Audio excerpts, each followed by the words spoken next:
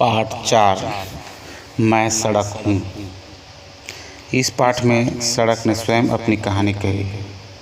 सड़क का उपयोग पैदल यात्री भी करते हैं और वाहन चालक भी। सड़क को अपने ऊपर इन सब का बोझ सहन करना पड़ता है, लेकिन उसके रख रखाव की चिंता कोई नहीं करता। सड़कें सामाजिक संपत्ति है।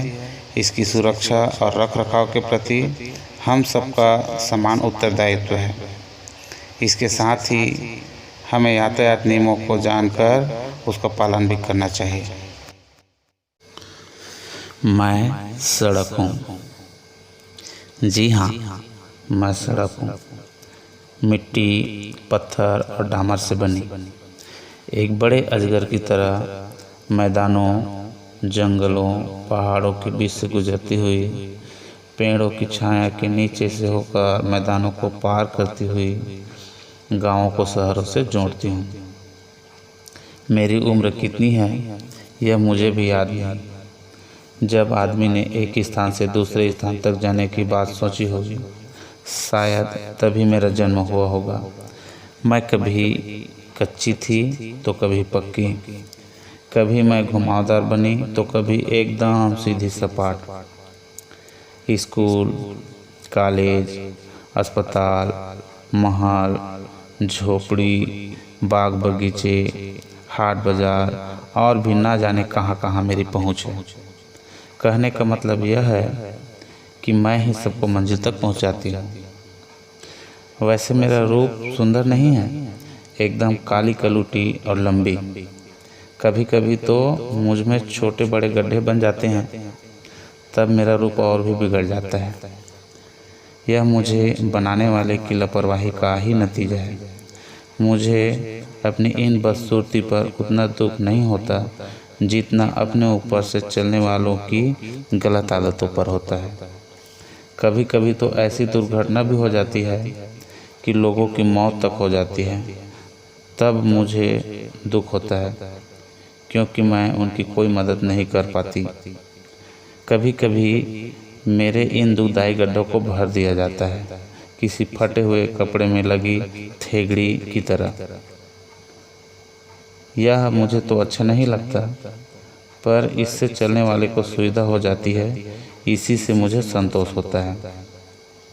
ओह, ये ढेर सारा कूड़ा करकट किसने फेंका मेरे ऊपर? कितना बिगाड़ दिया मेरा रूप। अरे अरे, मेरे ऊपर तो उस आदमी ने थूक ही दिया। देखो तो, केला खाकर छिलका भी मेरी छाती पर फेंक दिया। तमीज नहीं है लोगों में, मन चाहे जहाँ थूक देते हैं, हर कहीं छिलके फेंक देते हैं। इसका क्या परिणाम होगा सोचते ही नहीं। अरे, केले के छिलके पर पैर पड़ जाने से वह बच्चा तो गिर ही पड़ा, उसे बहुत चोट आई होगी। पता नहीं लोगों को कब अकल आएगी कि कूड़ा सड़क पर न फेंके, कूड़ेदान में फेंके। इससे सफाई भी रहेगी और दुर्घटनाएं भी नहीं होंगी। त्योहारों, मेलों और शादियों में मेरी शोभा बढ़ जाती है। मेरे आसपास सफाई हो जाती है, दोनों किनारों पर रोशनी की जाती है। मेलों व उत्सवों के समय अनेक प्रकार की वस्तुएं से दुकानें सजाई जाती हैं। काफ़ी चहल पहल होती है, सभी लोग खुश नज़र आते हैं। मुझे खुशी होती है अपने नज़दीक यह रौनक देखकर। वाह, बच्चे लाइन बनाकर कहाँ जा रहे हैं? अरे हाँ, 26 जनवरी आने वाली है ना, उन्हें परेड में भाग लेना होगा। उसी की तैयारी के लिए जा रहे होंगे। जब ये छोटे छोटे बच्चे साफ सुथरी पोशाक में कदम से कदम मिलाकर चलते हैं, तब मुझे बहुत अच्छा लगता है। ये बच्चे देश के नागरिक बनेंगे, मुझे इन्हीं से आशा है। मेरे बाजू में खड़े इन हरे भरे पेड़ों की छाया मुझे बहुत अच्छी लगती है।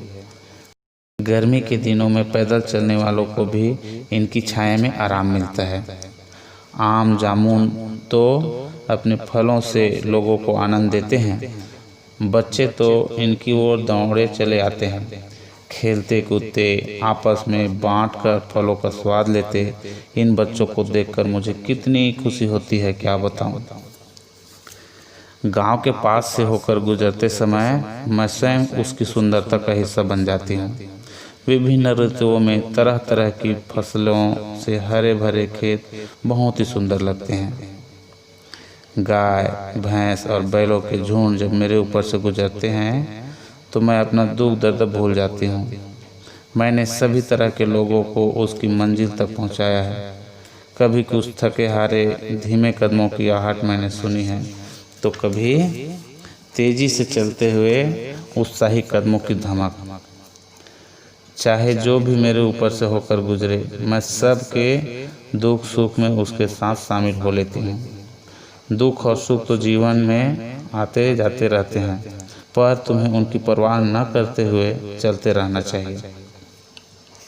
चरैवेति मतलब चलते रहो चलते रहो। यही हमारे शास्त्रों का संदेश है। अभी अभी मेरे ऊपर से होकर एक वाहन गुजरा है, क्या तुमने भी उसमें बजता हुआ यह गीत सुना?